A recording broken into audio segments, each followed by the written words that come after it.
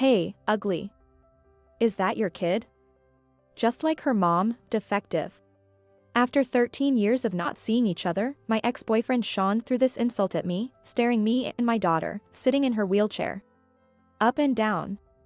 I was about to lose my cool and snap back at him when my husband, David, stepped in from behind me and asked, "Is there a problem with my daughter?" David's deep baritone resonated so clearly that everyone around turned their heads. But I was the only one who noticed the chilling undertone in his voice. Looking back at Sean, I saw his face had gone pale for some reason. "My name is Rachel, I'm 35 years old. I live as a housewife with my 3-year-old daughter, Natalie, and my husband David, who's 3 years younger than me. The house we live in originally belonged to David's parents, but right after we got married, David's grandmother suddenly passed away. With David's grandfather living alone at an advanced age, his parents moved into his house to take care of him. And they let us have their old place. Partly to care for the grandfather and probably also to support David, who was just starting his own career. They generously provided us a rent-free home. Grateful for their kindness, I visited David's grandfather every other day, helping with household chores and driving him to medical appointments until I was pregnant with Natalie. After Natalie was born, I slowed down a bit but still visited David's grandfather once a month with David to help out, giving his parents time to relax at a day spa in exchange. You do so much, even with a child to care for. We're so grateful. She's right. David couldn't have married a better person. My in-laws always expressed their gratitude to me, but I feel deeply indebted to my husband David and my in-laws, no matter how much I do for them. That's because I've been saved twice in my life by the 3 of them, or rather, including David's twin sister Sarah, by all 4 of them. While this is David's first marriage, I was once married before, a failure. I met my ex-boyfriend, Sean, when I moved to a new apartment after getting accepted into college. We became friends, meeting on the same move-in day, exchanging tips on nearby stores and good restaurants while unpacking. Sean was studying at a prestigious, media-featured private university with a trendy campus, very different from my practical college. He was tall and conventionally handsome. He'd say things like, "Most students here are legacy enrollments. So folks like us from small towns feel out of place. But with you, Rachel, I feel easy." He started hanging around my place, and before long, we were practically living together. I was thrilled to be dating Sean. I thought, even if I didn't have the glamour like women on his campus, I'll just be the comforting presence Sean needs. I foolishly acted like a housekeeper, cooking and cleaning for him. Except for married couples, there's no way a decent guy would call someone he just started dating feeling easy. That's because feeling easy is just short for he feels easy because he doesn't have to do house chores, entirely self-centered. But there's truth to the saying love is blind. I ignored how self-centered Sean was. If only I could quit my job, but I can't because my allowance is too small and my classes are getting tougher. When he said that, I suggested, in that case, it's a waste to rent 2 rooms. Why don't we rent a slightly larger room? Don't worry about the rent. I then proposed that we move to a newly built apartment near the one where we met, offering to cover the entire rent myself. Of course, Sean quickly agreed, but for some reason, he insisted on having 2 separate phone lines, one for me and one for himself. When I expressed my suspicion, he said earnestly, "When I entered high school, my dad was assigned to work in the UK, and my mom went with him. They're pretty strict. If they find out we're living together, they'll not only cut off my allowance, but they might even tell me to drop out. You wouldn't want that, right? And your parents would be upset too if they knew we were living together, even if we do plan to get married someday." At the time, I was so focused on the idea of getting married someday that I didn't think too deeply about the rest. However, this fully shared living arrangement ended up placing a significant financial burden on me. Since the apartment lease was in my name, not just the rent but also all the utilities like electricity, gas, water, as well as the landline phone and internet bills, were inevitably drawn from my account. At first, he said things like, "Since you're covering the rent, I'll contribute more toward utilities," showing a noble intention. But he soon started saying, "Sorry, Rachel. I'm tight this month because of social obligations. I can't refuse when seniors or people from my seminar invite me out for drinks, especially since I need to consider job hunting." And before long, I ended up covering all the costs. Before I knew it, I was paying for groceries and even the beer Sean drank after his bath. The only thing he ever contributed to was the cost of delivery pizza when his friends came over. Moreover, whenever he invited friends from his seminar or extracurricular activities to our place, he'd always tell me, "I haven't mentioned about us, Rachel, because if they find out we're living together, they'll definitely tease us." He'd then insist that I stay out of the apartment for the day. However, with all my free time outside of classes consumed by my part-time job and household chores, I had no friends I could consult, vent to, or lean on. As a result, I had no choice but to spend the night at hotels or diners. While summers were tough, I felt utterly lost during winters, sitting in a park early in the morning, with not enough money and no place to go. I often cried, "What am I doing?" As time went by, both Sean and I became college seniors and began earnestly preparing for our job searches. By this time, I snapped at Sean, "Start paying your share. You're acting like a parasite." Suddenly, his voice turned sweet, and he said, "Sorry, I just couldn't help but rely on you, Rachel. Please, don't be so mad at me." Clearly trying to appease my mood. The next day, he came to pick me up at work, which was unusual. When we arrived at my apartment, I found he had cleaned up the place and set up a dinner, flowers, wine, and cake, all seemingly procured from a high-end department store. I was moved by Sean's rare thoughtfulness, something I hadn't experienced in all our years together. He topped it off by presenting me with a ring from a popular casual brand at the time. As he slipped the ring on my finger, he said, "This is all I can afford for now, but one day I'll buy you a diamond worth 3 months of my salary." I remember blurting out that I felt the happiest ever in my life, something I'd probably heard somewhere before. But that happy memory is the only one that stands out. Soon after, Sean said, "I can't decide between a job or studying abroad, but I know that if I stay like this, I'll just end up relying on you again. This is a big crossroads in life, so I want to try making it on my own for a while." He moved out, saying he'd share an apartment with some friends. Suddenly being left alone made me anxious, but since Sean had left some of his belongings and texted or called twice daily, I decided to shift my mindset, thinking, I shouldn't feel down, I have to work hard on my job search too. Eventually, I secured an offer from my first-choice mid-sized trading company. However, around that time, strange calls started coming more frequently to the landline registered under Sean's name. The answering machine would pick up, and I'd overhear unsettling messages like, "We'll be in trouble if you don't pay back by this week." Or, "Don't think you can mess with us." I hurriedly called Sean's phone, but he just said, "Don't worry about it." Soon after, ominous letters with words like "demand for payment" and "final notice" started showing up in the mailbox. When I questioned him firmly, he snapped, "Stop nagging me. I've stayed with a defective loser like you for so long, so consider it your duty to pay up." He hung up and wouldn't answer my calls again. It struck me that I didn't know his new address because I'd been fooled by his regular check-ins. When I contacted the university, I was told, "We can't provide information to unrelated individuals," leaving me desperate. In a last-ditch effort to find a clue, I decided to open the boxes Sean had left in his room. All I found were documents hinting at loans from multiple financial companies, old clothes with no apparent value, and a used laptop. There were no clues to his parents' address in England or where he might be living now. And it dawned on me that I had been nothing more than a cash cow for Sean. Worse still, soon after losing contact with him, 2 men in suits showed up at my apartment. I found out that the loans which I thought were made by Sean were actually made jointly under name of Sean and me. I was too into Sean to be able to find out that he fooled me. The blow of being abandoned by Sean was enough, but this additional hit was crushing.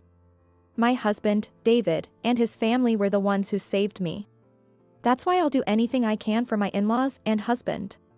However, while I was pushing my daughter Natalie's wheelchair and walking through the shopping mall with David, we unexpectedly ran into someone I hadn't anticipated meeting. It was Sean himself, my ex-boyfriend who had betrayed me in a cruel manner and abandoned me 13 years ago. When he noticed me staring at him in disbelief, he looked both at me and my daughter in the wheelchair, rudely scrutinizing us before approaching with an unpleasant smirk. His first words were, well, look who it is. Is that your kid? Takes after her defective mom. The thought of not only myself but also an innocent girl being slandered made my mind flare up, but the next moment, someone smoothly stepped in between Sean and me. It was my husband, David. "Is there a problem with my daughter?" David's clear, resounding voice drew the attention of passers-by, who stopped to see what was happening. Yet, amid all this, Sean turned pale and didn't respond at all. Natalie and I exchanged glances, wondering what was going on as Sean nervously yelled at David, "This is a private matter. It's none of your business." Unfazed, David responded with a smirk, "It's my business, which is why I'm speaking up. Otherwise, I wouldn't waste my breath on you." Turning to Natalie, he smiled and said, "Mom and Dad have something to handle. Your aunt should be here soon, so you go on ahead to her place. Okay?" I was shocked, but Natalie, calm beyond her years, just said, "All right. You better come soon, okay?" and left with David's sister, Sarah, and her kids. David leaned in closer to Sean, now visibly shaken, and said, "Let's have an adult conversation, shall we? Here. We'd be putting on a free show for everyone. Let's move." Sean isn't particularly short, but being stared down by David, who stands nearly 6 feet 3 inches tall and speaks in a towering manner with unsmiling eyes. He must have felt that it would be better than facing curious stares from those around him. Surprisingly, he readily agreed to David's suggestion and consented to change the location. The three of us took a taxi to David's office building. After seeing the button David pressed and the tenant directory next to it, indicating that David was heading to a law firm, Sean paled again. However, he couldn't run away at this point and stepped into the elevator with David. Since David had the day off and appeared with a stern expression, accompanied by me, his wife, and our guest. The office staff were initially surprised but regained their composure by the time we were ushered into the reception room at the back. While I was watching David's profile, I managed to calm my mind. In contrast, the only restless and uneasy one was Sean. David noticed this and smirked as he dropped a stack of documents on the table. "What a coincidence," he said. "I was just preparing the report for Mr. Thompson. Who knew I'd meet the man himself before handing it over?" Sean's face turned even paler, while I was left confused. Sensing my bewilderment, David began explaining to both Sean and me. Mr. Thompson, whom David mentioned, was the chairman of a large machine tool company and a major client of David's firm. He had personally called David recently to investigate a man after introducing his granddaughter, who had just returned from college in England. "When I visited their sales department, guess who I found there? You, Sean Smith," David said, still smirking, while Sean looked increasingly distressed. According to David, who observed the situation out of the corner of his eye, Mr. Thompson's granddaughter had promised a future together with an American she had met while studying in the same university's graduate school in the UK. The man dropped out of an American university just before graduation and went to England and enrolled in a local university. Once he graduated from university, he worked as a locally hired employee for an American company. But he was not satisfied with that and went on to study in graduate school. Mr. Thompson's granddaughter is an intelligent woman who deeply fell for the man who supported her through her culture shock and homesickness after she entered a university in the UK. After completing his master's program ahead of her, he returned to the States with her this time, and together, they asked her grandfather, Mr. Thompson, to approve their marriage and his joining the company. The chairman had no idea Sean was in England around his granddaughter. However, the chairman's daughter, Megan, who traveled to England for business, had met the man during her visits and was even introduced to his parents, who were supposedly living in England. Megan herself felt at the time, "It's not my place to meddle in my adult daughter's relationship." But the idea of demanding marriage immediately after returning, and even getting him into their family-run business as a future executive candidate, seemed too sudden to her. After discussing it privately, the chairman and Megan asked David's firm, which they'd known for generations, to investigate Sean's background. After hearing that, a feeling of dread washed over me, and I turned to David, looking straight at Sean sitting in front of me, and asked, "You can't be serious. That man isn't Sean, is he?" But before David could respond, Sean himself snapped back, "What? Are you saying I'm not good enough? We broke up ages ago. So it's none of your business who I marry. Sean has always been nothing more than a dark chapter in my life, and I have no interest in him now." But there are still plenty of things I want to say to him. We broke up, huh? Yeah, we did.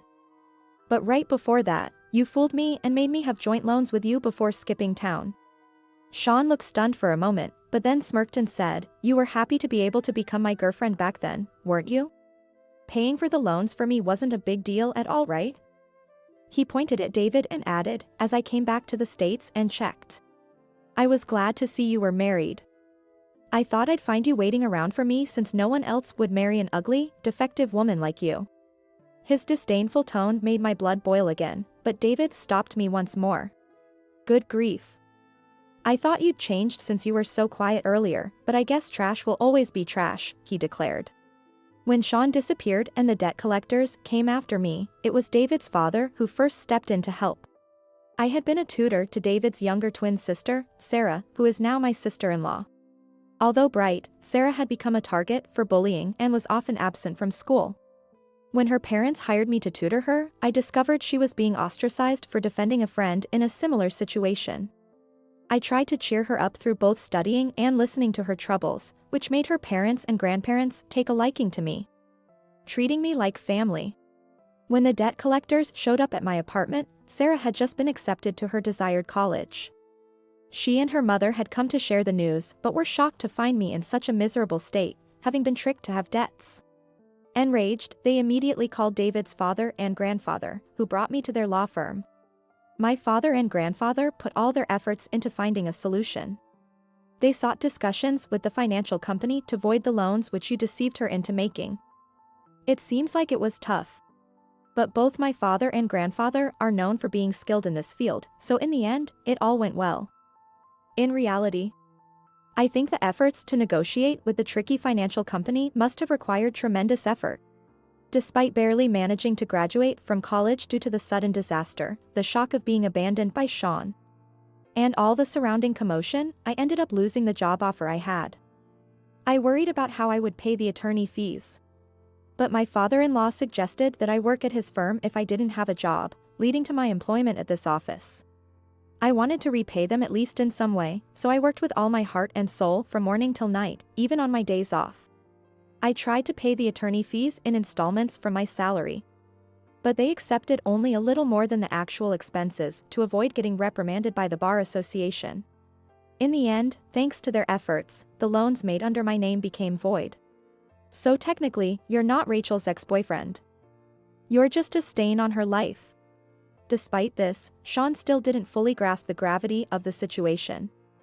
Well, anyway, my debt must have expired by now, he scoffed. However, at that moment, David burst into laughter. Facing a bewildered Sean, David said, the statute of limitations hasn't expired. I expect the debt collectors will come for you early next week. Sean himself might have thought, it's already expired, since it's been 13 years. However, thanks to my father-in-law and grandfather-in-law, the loan became void for me. But Sean still has responsibility for that. And the financial institution, which couldn't trace Sean's whereabouts, devised a plan and transferred his debt entirely to a debt collection agency under their influence. In cases like Sean's, where borrowers try to evade repayment or default on their payments, financial institutions sell these non-performing loans to debt collection agencies. From that point on, the collection is handled by professionals specializing in debt recovery, a process known as debt assignment. Although the collection doesn't involve illegal methods like it used to, given their extensive legal knowledge, they apparently use every legal means available to recover the debt. Of course, the debt collection agency that bought Sean's claims was no exception and pursued the procedures one by one. As a result, the statute of limitations was extended for another 10 years due to a court ruling in the collection company's favor, making the debt fully valid even now. On top of that, with all the interest and legal fees added up, Sean's debt has multiplied many times over. After hearing this, Sean's face fell, but he quickly tried to dismiss it. Well, if I can just get into that company as their granddaughter's husband, I'll be fine. It's about the thoughtless Sean. Even with this unexpected snag, he still thought that if he married into the company and became an executive, repaying his debt would be easy. However, when David said, "Do you remember what I just told you? Who was it again that asked me to investigate you this time?" His face turned completely pale. David is Sarah's twin brother, but back when I was tutoring Sarah, we had only exchanged greetings. He later developed an interest in me after hearing Sarah speak highly of me. Later, unexpectedly, I started working at the office alongside David, who had taken the bar exam while still in college and became a lawyer in the shortest possible time. When David said, "I want to date you with marriage in mind," I declined, explaining my past and feeling I couldn't repay the debt I owed my father-in-law and grandfather-in-law. But David already knew everything about my past with Sean and still wanted to marry me. His parents, grandparents, and Sarah all supported our relationship. By that time, David and I were happily married, blessed by my parents in the countryside who had come to know everything and were concerned about my future. Unlike me, who intended to keep our past failures buried, David had secretly harbored a desire for many years to get back at Sean. When Mr. Thompson's request came through, David initially thought it was a coincidence. But upon further investigation, he confirmed that Mr. Thompson's granddaughter's boyfriend, Sean Smith, was the same Sean who had discarded me like trash. He put together a report and was set to submit it on Monday. You might have gotten away with it over there, but in the States, that's not going to fly. Smith is the most common surname here. So you probably thought you could just claim it was a case of mistaken identity if something went wrong, he said before sharply warning. Don't think such shallow schemes will work on a lawyer.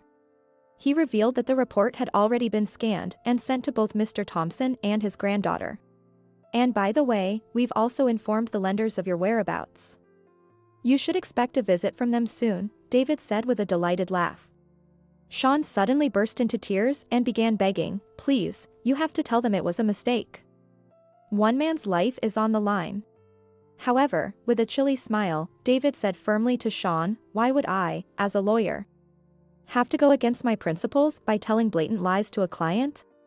Especially to someone who hurled insults like ugly and defective at a young girl in a wheelchair due to an injury? In reality, my daughter Natalie was injured while on her way to violin lessons after being knocked over by a high schooler on their phone. Since then, Shannon and her kids, worried about Natalie's depressed state, decided to celebrate after she won a prize at an art contest. Today was meant to be a day of joy, but instead, we were dragged into this mess by Sean. David is utterly devoted to Natalie, and on top of Sean's past behavior, he was furious at his words against her. Even though David turned him down coldly, Sean continued to cry and plead, please, my whole life depends on this. How can you ruin everything? However, David declared, ruining someone's life? What right do you have to say something like that? What you tried to do to Rachel and Mr. Thompson's granddaughter is the very definition of ruining someone's life. When you curse others, you dig two graves, it's simply a boomerang that's come back to you. You should accept it with grace. Then, as Sean tried to cling to him, David brushed Sean's arm aside and said, your exit is that way. He called the building security, who promptly escorted Sean out of the office. David and I exchanged smiles as we listened to Sean's sobs fade away. Later, I heard Sean rush to his girlfriend, Mr. Thompson's granddaughter, with a string of excuses. But she was already growing suspicious of him. So when the truth came to light, she was furious and warned him not to show up himself in front of her again. However, that wasn't the end of it, as Mr. Thompson and Megan, who felt their beloved daughter and granddaughter had been hurt, didn't let things rest. To prevent Sean from stalking his ex-girlfriend and sending her a mountain of messages and emails in an attempt to reconcile, she filed a complaint with the police, stating that there is a suspicion that he tried to marry under a false background and attempted to infiltrate the company as a con artist. While no criminal charges were brought, the police issued a warning over his stalking behavior. Despite this, Sean persisted and was arrested and charged after multiple incidents. Although he received probation, he was still given a prison sentence. After being released, Sean tried to return to his old life, but even with probation, his criminal record prevented him from finding employment anywhere, whether in New York or elsewhere. Desperate, he attempted to move to the UK for work, but the conviction made it impossible for him to obtain a visa, forcing him to abandon his plans.